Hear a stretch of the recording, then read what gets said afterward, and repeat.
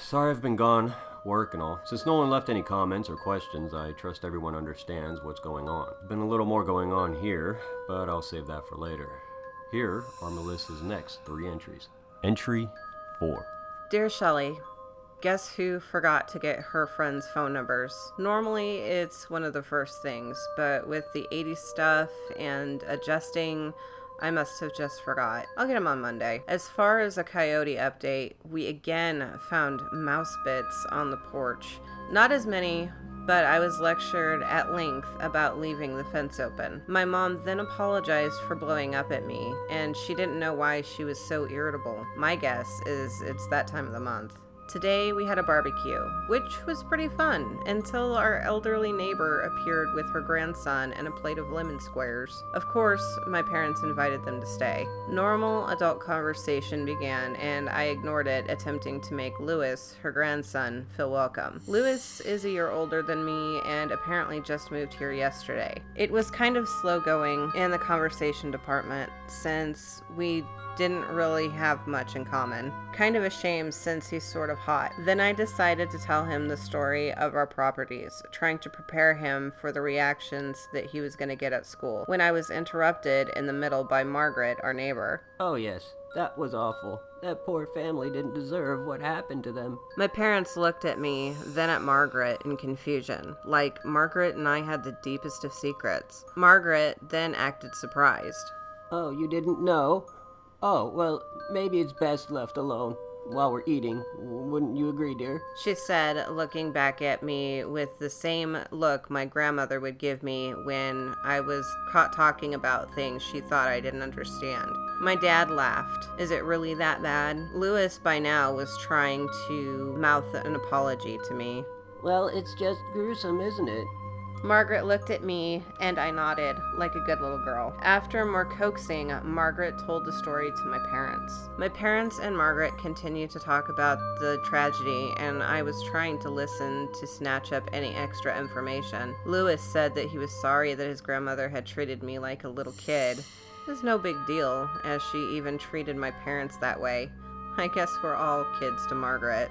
Anyway, after the food was gone, Margaret and Louis thanked us and vacated before cleanup was a thing. Later, my mom argued with my dad about not being bright enough to check the place's history, and my dad told her to stop being a gullible cow. I heard them stop, and my dad apologized all over the place, but was ultimately banished to the couch. Just a minute ago, I heard him yell at the coyotes to get the hell out of here.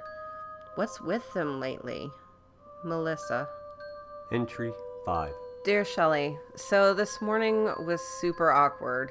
My mom and dad weren't talking, and it was a little hard to watch since they had always acted like lovesick teens. Finally, they both tried to apologize at the same time, causing them both to laugh. I told them they were weird. They told me to wait until I was in love.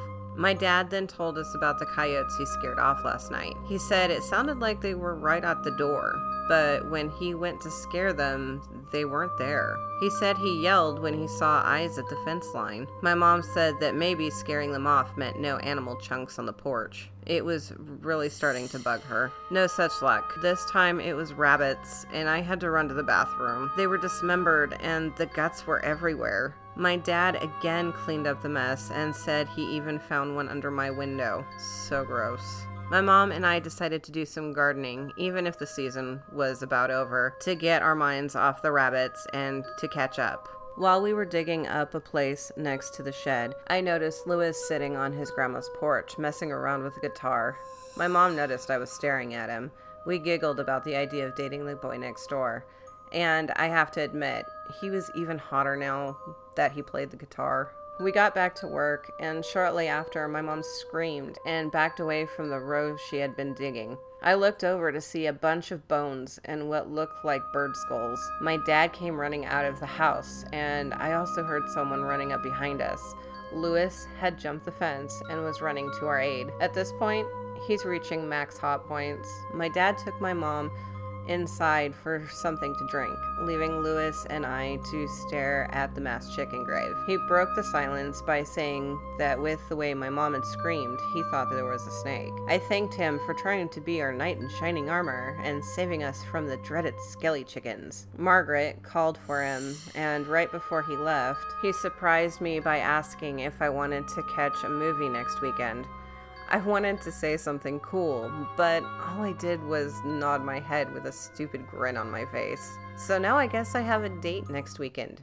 Maybe? At least this will take attention off my creepy place on Monday. My mom and dad were talking at the table when I walked in. My mom has always believed in spooky things, and she was saying she thought it was a little strange the coyote thing was happening to us too. And the day after hearing the story, we find the family's chicken bones. My dad just chuckled and told her she was just reading too much into it. My mom made a face, opened her mouth, and I stepped in to save my dad. I told them that Lewis had asked me to the movies next weekend. My dad said, "Ma, where's my shotgun?" My mom started laughing. Doghouse averted. You're welcome, Dad. Anyway, I gotta get some sleep. Those coyotes are back, and I can hear them at the door and under my window, probably looking for the snack they left under it. So gross. Melissa. Entry 6. Dear Shelly, today kind of went as I expected. Lewis was treated the same way I was my first day, and we both agreed on the bus ride home that teachers announcing new people should be punished by egging. Lucky for me, Lewis had our lunch as well, and he was subjected to the same questions. Maybe I suck at conversation, but Nat and Kendra found out way more about him than I had. His parents had been killed in an accident, and his uncle had taken him in until other arrangements could be made. Lewis said his uncle was an asshole, so he was glad to stay with Margaret. Kendra then asked the question I was dreading, knowing that we both would be questioned about strange occurrences. I wasn't going to add fuel to that fire. And fingers crossed, Lewis would just keep it to himself. Luck was not on my side. Lewis started telling them about the dead animals on my porch and how we found the mass chicken grave. They all looked at me, and Lewis asked if he had said something wrong. Kendra said, "No, but Mel's been holding out on us." I sighed, and I just told them that I was sorry and I didn't think it was that strange. Natalie then said, "Yeah, it's totally normal that you're having the same issues as the family in the 80s did, as well as almost everyone that's lived there since." Then they asked and almost begged to sleep over this weekend. I tried to say I had stuff to do, but eventually I was worn down to asking my parents. I secretly hoped all day that my parents had something planned so that I could avoid it. I also finally got numbers, and I was told to call if anything weird went on. On the bus ride home, Lewis said he was surprised that they were so into what was going on at my place, and that they were reading way too much into coyotes. I just shrugged and said, "Small town." Lewis gave me his number 2, which was the silver lining. Then we were talking about what movie we were going to see at the fence when I heard a car screech to a halt behind me. It was the cops. They came running at us, asking what we were doing there, and of course, confused, I told them I lived there and that Lewis lived next door. They asked me to stay outside. They had received a call from my neighbor Margaret, who was now at our fence with us, saying she had seen someone enter my place. I then asked Margaret what was going on. Margaret said that she had been checking her mail and saw a guy who wasn't my dad go into my place carrying a duffel bag. A few minutes later, the police came out with a guy that I recognized from school. He was saying, "Come on, it was just a joke." Then he just stared at me as he was put into the police car. Then one of the officers asked if I knew the guy. I told him not personally and that he hung around a table close to ours at lunch. The officer told me that the guy said he knew me and that I told him it was okay to come over. I told him no, and the officer made a note, then told me what they found. It still gives me chills. They found him in my room with candles lit in a circle on my floor with a dead coyote in the middle. He was hiding in my closet with a knife. Margaret excused herself to write her statement. Lewis and I were talking about how crazy this kid was when he proved it. The window in the police car had been left cracked a little since he had been so quiet. All of a sudden, dude starts yelling, "You will be his key. You will free him. Your whore guts will let him out and you will burn.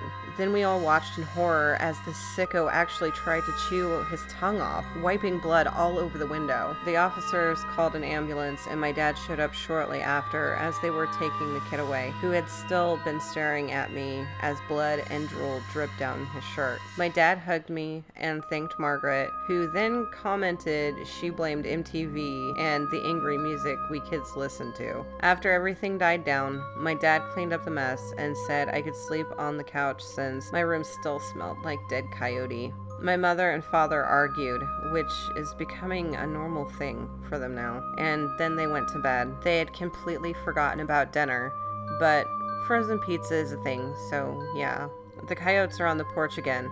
This is driving me nuts. I thought I just heard scratching at the door, but I'm still a little freaked out about that kid, so maybe I'm hearing things.